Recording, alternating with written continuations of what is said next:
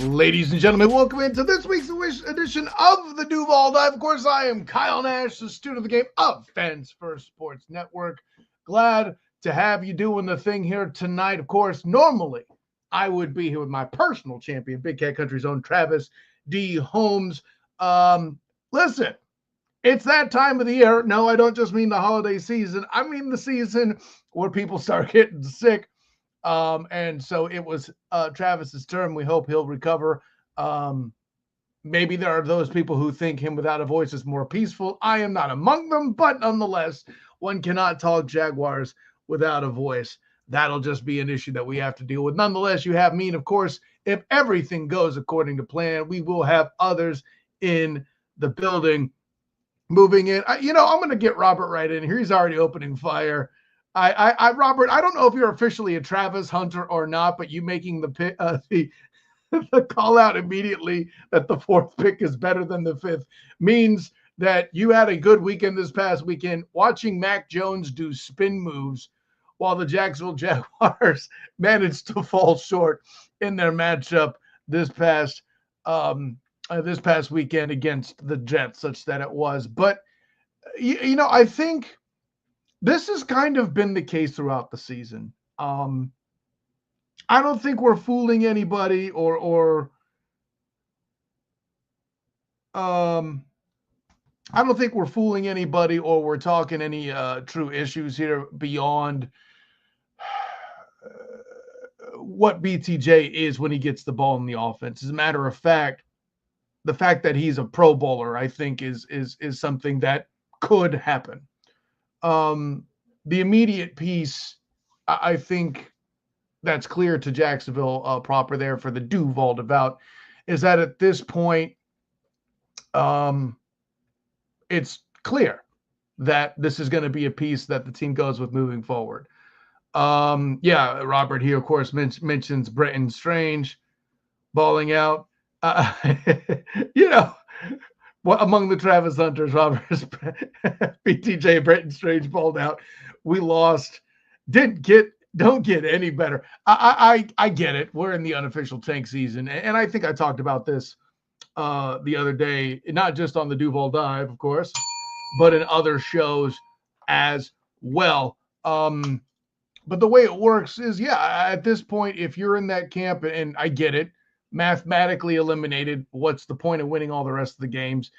The schedule's weak enough, though, to where you may accidentally fall into victory. We'll talk about the Raiders game later on in the show.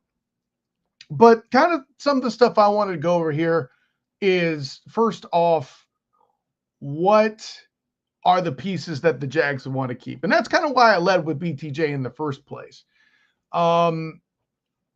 BTJ is certainly that essential piece. Hopefully, knock, knock, knock, he stays healthy throughout the rest of the year. He's already, this past weekend now has 8 catches on the year, setting a Jacksonville Jaguars franchise record for, that's a mark that he has there, beating, beating that record like we were talking about there. And he's got 3 games left, 2 after the Raider game this weekend. So that's obviously key there too. Evan Ingram, of course, if you hadn't heard, he had obviously added to the list of injuries. But what other pieces are you excited that Jacksonville's keeping? Right now, I get it. There are some pieces that are tied. There's at this point, Tyson Campbell's not going anywhere, injury prone or not. He signed the deal. That's what it was.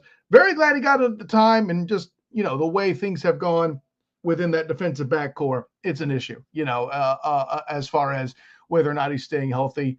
But you never know. Like Matt Stafford faced injuries early in his career and then went on to get the Lions to the playoffs for the first time, and then went over to the Rams to, eventually win the Super Bowl in LA. But the continued piece we're trying to kind of determine is, if you're the Jacksonville Jaguars, if another GM or even Trent Baalke, I know that the fans at large don't want that, right? But if there's a group of people, a core, if you will, that you're wanting to keep in the building, who are those players? And then if there's a group that you are trying to jettison, or maybe we'll call it, I know the typical thing to do is to say the areas of need, right? The target positions in the draft. What are the hottest spots? We'll get into a little bit of that as well. But for my money, the guys that you need to keep beyond the ones you're forced to keep, the Tyson Campbells, the Trevor Lawrences, the Josh Hines Allenses, and even at this point, I think Foye Oluwakun's kind of locked in too. I don't think he's going anywhere as well. BTJ is clearly the guy you have to keep. After that, unfortunately for the Jags, it gets kind of hairy. Okay. At one point, one has to put Anton Harrison on the list, right? Because, listen, had a great rookie year, had some ups and downs this year, but overall is pretty good. Ezra Cleveland, granted, he's limited to practice this week. That's a factor, but I think he's a guy that's worked out pretty good. Even though he's probably currently a stopgap, I keep him as well. Robert drops in the comments again. It seems like Peterson is playing the rooks for a pick like in Philly. Kind of makes me think Khan is not going to do anything, and Doug knows it. That's a scary thought. If you think, and by the way, I'm not saying this to say that possibility doesn't exist, Robert. That's an apt comment. I'm pretty sure that Travis would have had some very animated response to that. But I think what it is the reason why I'm so sure Doug's gone is because the problems that were supposed to be gotten rid of in the preseason going into this season were supposed to be reduced, right? You were supposed to not lose the close games. You were supposed to have explosive, well, I'm not going to say more explosive, but let's say better, more reliable offense. You were supposed to run the ball better. And that didn't happen reliably, right? I think if I'm Doug Peterson campaigning, like you're talking about there, Robert, in the comments, where I'm kind of at is I'm playing mea culpa with the injuries, right? I mean, just look at the list. Obviously, Kurt, Evan Ingram, so many others. Just there's a whole list of injuries and issues that have been faced throughout the year. Oh, by the way, not to mention trading your starting left tackle, Cam Robinson, to Minnesota. Granted, that was more of a fiscal move than an injury, but I think it's something you think about there too. That there's a lot of factors, a lot of injuries there. That if I'm Doug Peterson pleading for my job, that's how I would do it. I'm not saying I'm buying. I'm just saying that's a move that maybe happened, and that could be something that works on Foye. Travis himself checking things out in the comments. I don't know about Foye being a lock. I wouldn't move off him, but as a post-June 1st trade or cut, it's not truly locked in contractually. Okay, so you're making the fiscal legal point, Travis. What I'm implying is, let's say that he wouldn't be the first player that if you release Foye and then sign him back, should he not get takers. We've seen this kind of thing before. Granted, I don't know the contractual implication with that. I don't know if there's a dead money issue. I don't know if any of that comes up. But yeah, from the standpoint of a potential trade or restructure, you certainly, I get where you're going from there. I mean, strictly from a football standpoint, today, that defense cannot function without Foye. I would even make the argument, I don't think it should be done, but I've heard compelling arguments made that Trayvon Walker should probably be traded first because he's going to ask for a big contract sooner than later. And if you can get enough capital off of that to bring in a high-level rookie, a low-cost rookie as an edge rusher to fill that gap, that's a good move. The problem is the Jags, that's the only part of the team that's performing right now. So I can't really justify a Walker trade in that kind of situation. Especially, yeah, I get it. Turning things into draft picks kind of what Trent Baalke does. But, hey, if things go according to plan, Trent Baalke should not be here. Robert chimes in. I want McMillan, a.k.a. T-Mac and BTJ opposite each other. Okay. If Hunter is gone, 1,350 yards at 6'5", with hands would be unstoppable. Yeah, I'm I'm not prepared to say that that's a bad plan. I really would. This is one of those where Travis was in was wish Travis was in to kind of weigh in on that. I think here's the problem, and this is kind of where my point of view rubs into the way of things. I know there are Travis Hunters out there, but at this juncture, my personal champion, Travis Holmes, has kind of convinced me from talking to him on this show and, of course, off on the side like I do, that the best move may be to trade the pick rather than snagging a Travis Hunter. Now, I get it. Dynamic athlete and really the kind of guy that could do what Devin Hester was trying to do in the day for the Chicago Bears, right? Now, granted, everybody knows Devin Hester as the special teams guy, got the kickoff return on the opening kick of the Super Bowl that Peyton Manning eventually won in a dominating fashion with the Colts. What was it? Sexy Rexy Grossman was the quarterback for the Bears. That group, Lovie Smith, Tony Dungy on either sideline, the whole thing. But Devin Hester, most famous for special teams, was a defensive player first, and then I believe at some point they even tried plugging him into offense. The thing about Devin Hester is he was always kind of a return guy. That's how he made his name in college, whereas Travis Hunter is going to be that big – he's a Biletnikoff award winner and an above average – check that. Depending on who you ask, it's anywhere from above average to elite corner. So what spot you would have him at, the smart money is if the Jags were to draft him, just as an example, you would put him at corner, right?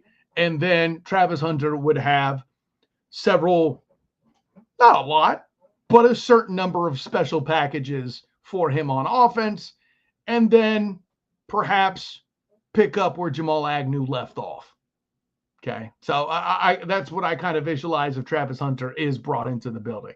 Now, that being said, Robert puts in good guards in the second round. Yeah, listen, Brandon Scherff, he needs to be replaced. I'm not saying I dislike the man, but the player as it stands, he is the weak point, in my opinion, of the offensive line. Granted, excuse me, uncertainty on the left tackle side, like is Walker, I mean, the contract extension that they gave Walker Little is fascinating. I'm pretty sure what they've locked in is to either put Anton Harrison at left tackle or draft the guy they think is better to put there while putting Walker Little on the right side. That's kind of what I think is going to happen there too. But I think watching that Walker Little piece unfold is going to be interesting. I don't know what to make of that yet, but yeah. But so I described if they drafted Travis Hunter, what I think they're going to do with him. For me personally, I think a trade back can be sold though, because I feel like the Jags need multiple pieces, right? Obviously, you're not going to get a running back like Alshon Jeffery.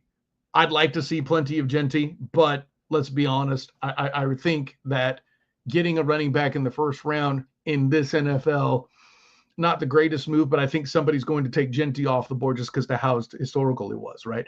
Like, I don't know where Dallas is picking today, but I would be shocked if Jerry Jones lets Alshon Jeffery or Ashton Jeffery, sorry, Ashton Jeffery get past their pick. I don't see that happening, especially with as bad as Dallas needs a running back. Just as an example of a team, I don't think would let that happen. I don't know. I get it. The good news for the Jags, if you're a Travis Hunter, is I'll say this. For those of you draft hunters out there, right? You Travis Hunters, you draft pick cheerers, your tanking advocates, if you will. There could be an advantage to the Raiders losing this football game because the higher the Raiders are, the more assuredly you know what their pick is going to be. And I've said this publicly on this show as well as a student of the game. If the Raiders have the first pick Let's put it this way. A loss for the Raiders on Sunday is their movement to pander for Sanders. That's right. I think Shedeur Sanders is all but an inevitability in Las Vegas. Not only does he have the personality and the rich to exist in that town, they're not necessarily a large media market per se. So it's not going to draw as much attention as it would, let's say, like in New York. Guys, anybody who's thinking he's going to the Giants, in my opinion, it's not going to happen. I am just not confident in seeing that. I don't think that's a thing. But what I will say is if the Raiders locked in, the higher they are, the more likely you and others will know what they're doing. The problem at that point obviously then becomes, you don't want the Jags to fall out of the top 10 if you're a tank artist. And I get that. That's the conundrum for the coming weekend, right? We're stuck in that part of the season when that's going on. No, I got that. I got the wrong one. Let me get Travis back in here. He says of draft picks, trade down is always my preference. T-Mac is nice, but you'd basically become the Rams, scoring a lot but can't stop anyone. Free agency will be really interesting for this team. That is the understatement of the bleeding century, my good friend. Yeah, it's December. We can start getting together understatements of the year candidates. I think while your sentiment there, Travis, of this team becoming all offense all the time and being, the prom date team, as I call it, right? You know how to score, but you can't stop anyone from doing it, right? I think that kind of team would actually be an improvement to what the Jags are right now because they can't even do that. Now, I understand Trevor Lawrence isn't in. That's all a factor. There's a number of injuries, et cetera, et cetera, et cetera, et cetera. But if the Jags get to a place where they can score 30-something points a game and then have a reliable pass rush. Now, I get it. The Jags make the playoffs with instead having a DB core that can kind of hold guys and having a pass rush that wasn't great, but they could at least occasionally stop the run and, force you to have to throw it long. Back when Ben, we're talking about the 2022 team, of course. But I think there is a version of that works with the right coach. And first of all, for that to work, Ryan Nielsen, Dougie P, both presumably gone, right? You can't have that kind of a defensive pass rush where they're designed to force the quarterback into mistakes and making the secondary so they don't have to eat dinner, so to speak, right? Breakfast secondary versus a dinner secondary. Breakfast means that you got a set of quarters that are good at the beginning. Dinner secondary means you got the kind of secondary that can sit around and last through the day in a long coverage of a play, right? Breakfast first, meal, dinner later, right? I don't think there's a second breakfast secondary. That's not a thing. Okay, that's the nerd in me showing with that joke. But the punchline is the Jags don't have currently the DBs. As much as we dig Jarian Jones, let me be clear, especially on this show, the DB core such that it is certainly not a dinner secondary. They're not going to cover anybody for a long time. So you need a pass rush that's in there or forcing the quarterback to move and be mobile or flustered quickly. That already means you're in trouble if you're facing a top-level quarterback or an even moderately good offensive line, right? Like, say, you'll be able to beat Will Levis a lot. You aren't going to beat C.J. Stroud every time. You're not going to beat, I don't know, you're not going to beat a Joe Flacco if he's protected well enough, right? This is the kind of thing we saw in 2023 against the Browns when Flacco took over and somehow stole the comeback player of the year award from a dead guy. Okay, sorry, a zombie now. Damar Hamlin is still alive. Points for him and mad props for that. But I think if this team commits to a side of the ball or has a defensive scheme that actually, works, then at least you can get moderately better at defense. And remember, you can win Super Bowls with GEDs, good enough defenses, right? I mentioned that Colts team earlier that beat Devin Hester in the Super Bowl. They weren't a super great defense. They were just able to force people into mistakes and stop the run, right? So I don't know.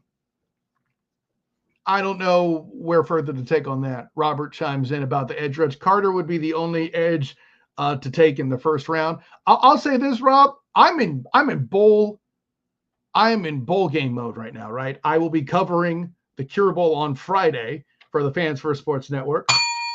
And then also the Pop-Tarts. Yes, I will be in the building with the toaster / trophy. That is the Pop-Tarts Bowl trophy. And also the Citrus Bowl for Fans First Sports as well. So with all that in mind, I'm not into draft coverage yet. But yeah, I can definitely tell you I've not heard a lot of buzz about this edge rush class. From what I'm hearing, and this is actually, I mentioned this in particular to kind of talk to your point and Travis's point of trading back. This is a year in particular where the top of the draft class isn't necessarily super-duper great, right? At the top of it, you have basically Shedeur Sanders. You have some people would argue Quentin Ewers is a name they're throwing around, but with his injury and things that have kind of started to be analyzed, there's some question about how good a prospect he is, right? Ashton Jeanty, certainly going to be there as well as Travis Hunter, right? Nobody's doing their part to get with Dart out of Ole Miss. That's not what they're looking to do. No one's saying what the heck to get Carson Beck. Nobody will tell you if they know they're going for Jalen Melrose. They're not doing any of that to the same devotion, right? This isn't like the Jags. You knew from moment one they were getting clever for Trevor. There's not a player like that really beyond the Colorado guys and Jeanty. So that would be kind of where we're starting with that. Travis makes an interesting. If the Jags drafted all defensive guys, starting with Mason Graham in the draft, I would be ecstatic. We'll chalk that up for a topic when you're back, man. Maybe we'll even bring that up on Sunday on the Duval Dive Live. So, I'll say with all of this that I don't know. It should the Travis Hunters and our guys like Robert who don't get their wish to come true for the ultimate tanking experience. I kind of feel like that is kind of a minimal evil, right? I think it'll be tantamount to this, right? Most Jaguars people, when BTJ was drafted, some people were throwing things at their TV fine. Me, I kind of reacted to me the same way that I did Anton Harrison. It's not that I hated it. It just wasn't the choice I expected, but I kind of liked what they were thinking. And then it turned out to be a really good pick. Like Anton Harrison is a starting O-lineman. Like BTJ is going to be a Pro Bowl level dude if he can continue this productivity at this level, right? Already breaking rookie records at the receiver spot, touchdown single season by a rookie, right? So from those standpoints, like I feel that same way about that. It's not necessarily something that I'm all like stoked for, but I wouldn't be mad at it either, right? I don't know. We'll leave that at that. So allegedly there is a football game this coming weekend, where of course the Vegas Raiders will do battle with the Jags. Now, I get it. The trending thing is to expect the Jacksonville Jaguars to not score 20 points. I'm pretty sure if my personal champion were here, he would say something to that effect, show his elation for the Jags scoring half as many points as they did combined in the Jags-Titans game late in the fourth quarter, or by late in the fourth quarter. But I don't think they score 25 this week, right? Say what you will about the Raiders. At day's end, they still have a defensive line that's really pretty dangerous, right? Say what you will. Crosby's a beast, period, point blank. I don't know how much longer he's staying in Vegas. Completely separate question. But you pair that with hearing about Ezra Cleveland, Brandon Scherf, both limited in practice, And while, say what you will about Mitch Morse, his pass protection may be good, I don't expect them to do a lot of running of the ball against the Raiders with any great clip. End up with a one-dimensional pass game with Mac Jones. Seems problematic to me. The past couple weeks, I've been relatively excited. Not that I think that the Raiders quarterback situation is going to be anything great. What I'm saying is you're going to see another Titans-Jags style game with incredibly low scoring. That's what I'm telling you, right? Flop out Max Crosby with Jeffrey Simmons in Tennessee. It's the same sort of concept, except, well, the Titans have at least a little bit better receiver core and about the same quarterback situation when you really break it down. Robert says, trade first round pick for Crosby. I'm not mad at it. We'll see what happens. Excuse me. I don't have Crosby's number on me handy either, too. I bet his contract's ridiculous. If it's not, it should be. Travis drops in his pick through the comments. I'll say it here, 28-20 with the Raiders winning. Bro, I don't think they score 48 points combined. I think you're out of your damn mind. Listen, credit for putting the Jags at 20. That's optimism. Either that or you finally got around to respecting Cam Little the way I keep reminding you to week in and week out as the rookie kicking star that he is. But even with Cam Little's help, I see like this could realistically be a 13-point game for the Jags, and that's with 2 Cam Little kicks. I think he only gets in 1 this week. I think there's going to be a play. If I get this right, too, I'm going to lose my mind. I'm going to play the dang lotto. I feel like there's going to be a kick opportunity where Doug will go for it on 4th, thinking he can get the football game, and then they won't get it. But put me down for 2017 Raiders. I have the Raiders winning this football game more kind of on the strength of Mac Jones making a mistake. If the Raiders, if somebody gets a pick 6 on Mac Jones, meaning they take the interception and return it for a touchdown, is that technically a return of the Mac? I'm just asking. Travis reminds us with this high score pick that he is in fact heavily medicated, and that's fine. I don't think Big Cat Country HR will get involved this time, buddy. So, yeah. With that in mind, I think that'll do it for this edition of the Duval Dive. Of course, thanks for putting up with me going solo here. Get well soon, Travis D. Holmes, Big Cat Country. You can find him on Twitter at Travis D. Holmes. Find him writing things. Probably has the latest on the injury updates there too going into this game. Make sure you check out bigcatcountry.com. And of course, my work with covering the Jacksonville Jaguars, where I will be releasing soon my keys to the game. Find that on Fans for Sports Network, as well as all my other writings covering the Orlando Magic as well, and also the bowl games I mentioned, the Cure Bowl on Friday. I will be there in person giving you that action. Listen, I know what you're saying. Oh, it's a lower bowl, whatever. 2 conference championships doing battle. The MAC versus the CUSA should be a fun time all the way around for all involved. And of course, you can find me on Twitter at the SOTG, as well as Blue Sky, Threads, Instagram, all the things, Facebook as the student of the game, and of course, check out my work with the Black and Gold Banneret. I'll be recording the Night Shift Live podcast tomorrow, where we go over the state of the basketball programs, as well as Scott Frost's latest hire. He's got the defensive coordinator. Is he a me one, that Mr. Grinch? We'll talk about that there as well. So, for my good friend Travis D. Holmes, this is Kyle Nash, student game. Until next time, everyone, class. Oh no, I got to find the button. Until next time, everyone, class dismissed.